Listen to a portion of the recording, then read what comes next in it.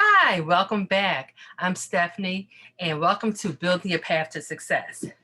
This channel focuses on sharing information so that high school and/or college students can separate themselves from the pack by building their resume with meaningful internships and other opportunities. So ultimately, they can end up in their career that they were trying to pursue. Today, I'm going to focus on college students that have a 504 plan. To give a little background information before I get into that, sometimes students after high school, they go on to college and they may have a 504 plan or an IEP. Once you get to college, everybody's basically on a 504 plan. The IEP wording is not used on the college level. This allows students who have a disability to have accommodations so that they are successful. Almost like if you're bowling and you have a handicap, because I may only be able to bowl a 60, but I'm playing against you, and it keeps it kind of fair. Not quite to that extreme, but that gives you a better understanding. I did a video before on WRP, Workforce Recruitment Program, in which I tell all students, if you have a disability, that usually opens up around August every year. If you are a high school student going to college that fall, you should register with WRP every year. If you're a current college student or graduate student, register with WRP every year. And if you have done it, just continue that process. WRP connects students with a disability who are in college or graduate school or professional school to employment. Now, there's different types of disabilities, because I know people are thinking, well, wait a second, what's a disability? What can they do? Physical disability, mental health disability, emotional disabilities. So, people still have to have the credentials, but they may have a disability. WRP, again, I did a video on that, which is what you need to do. But if you are a college student, which is what I want to focus on, and you have accommodations on a college level, you brought your reeval over from high school, you brought your IEP or 504 plan over from high school, and you're thinking, I want to go to graduate school or professional school one day. Starting in your junior year, when you first get back, is when this process starts. What do I mean? If you know you want to go to graduate school and you have to take the GRE, the MCAT, whatever testing is needed for your graduate school, you have to apply for accommodations early. So in the beginning of your junior year is when you want to start applying for your accommodations, so that by the end of your junior year, in the beginning of your senior year, you can take the appropriate test needed depending on what kind of schooling you're going for with your accommodations. Sometimes this takes a longer time than anticipated. They may need other documentation, they may need proof. So sometimes your school can fill out paperwork, sometimes they can't. It really all depends. So you want to start that process in the beginning of your junior year, so that when it's time for you to test, you are not stressed out. You also want to make sure you start researching who can do the testing for you. To have this reevaluation done, if it is for a learning disability, you're going to have a reevaluation done. If it's a physical handicap, you have information like a disability, you have medical records, and you can have that information written up. But if it's a learning disability specifically, you're going to have a reevaluation. This can cost you thousands of dollars. If you came from a public school, you may not be aware of this because you had the reevaluation in high school, and you probably had a new one at the end of your junior year, the beginning of your senior year. So when you got to college and you brought that with you, you had a fairly fresh new reevaluation with an IEP that the college could use for the 4 years. that information is outdated, so they have to have a reevaluation done for graduate school. Start searching around in your junior year who can possibly do this for you.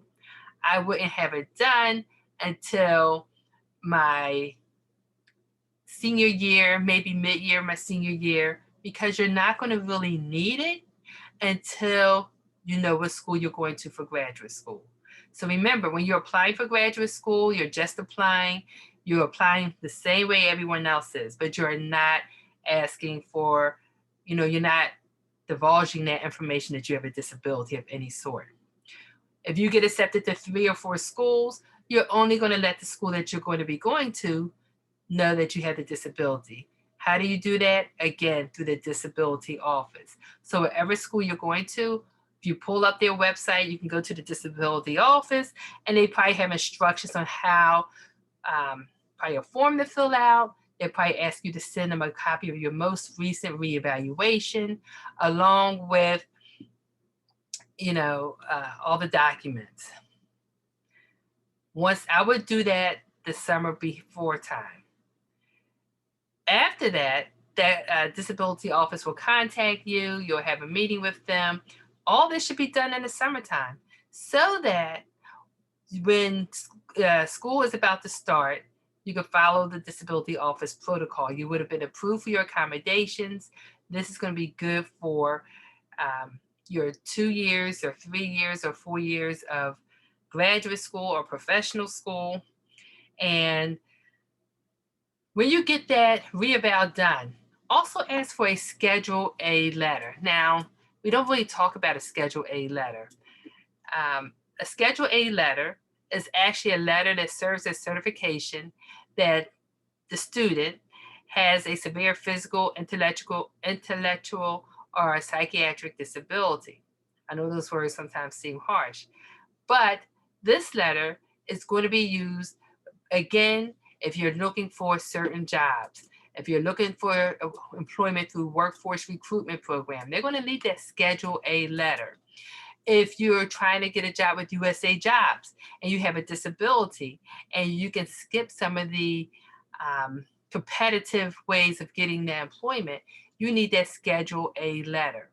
So a lot of times I often hear people leaving, and no one really talks about this as people are leaving high school to go on. Students kind of flounder unless they're lucky enough to connect. So you're going to need to have that new reeval on a high school level, and then you get it done again when you're almost about to leave college to go on to graduate school. Again, get a Schedule A letter. Once you're paying this thousands of dollars, not one, not two, probably closer to $3,000 and more, you might as well add in that Schedule A letter to go along with your reeval. And this is going to help you greatly. So again, if you like this kind of information, give me a thumbs up. If you subscribe, you'll get the information as soon as it comes out. Please pass this information on. I often work with students on a high school level, and I'm just going to put this out there. And when they go to college, a lot of students flounder, or they're not successful, or they struggle more because they have not informed the disability office on small things, small accommodations that they can have that will make school not easy, but easier, because it could be something, people's accommodations vary, and they could be very small, but they're meaningful. Pass this information on. Yes, if you have a disability, you can go to college. Yes, if you have a disability, you can go into graduate and professional school. But we don't want you to get there, become frustrated, have anxiety. Take your accommodations with you. The only way that can happen is by keeping up on the paperwork. Some places have sliding scales. Some colleges can do it for you for a fee, but you cannot wait until the last minute. Beginning of your junior year, start researching. Ask the disability office. Some disability offices will have a list. I find it's easier if you have one person who could do all components of the reeval, opposed to paying one person for the educational part, one person for the psychological part. See if you can pay one person or a team to do all the information for you. This will be easier for everyone. Again, give me a thumbs up if you like this information. Good luck to all students, especially those who have a disability going on to graduate or professional school. If you have any questions, I will leave my web address, and that's the best way to contact me. I'll leave it at the bottom. And again, please give me a thumbs up.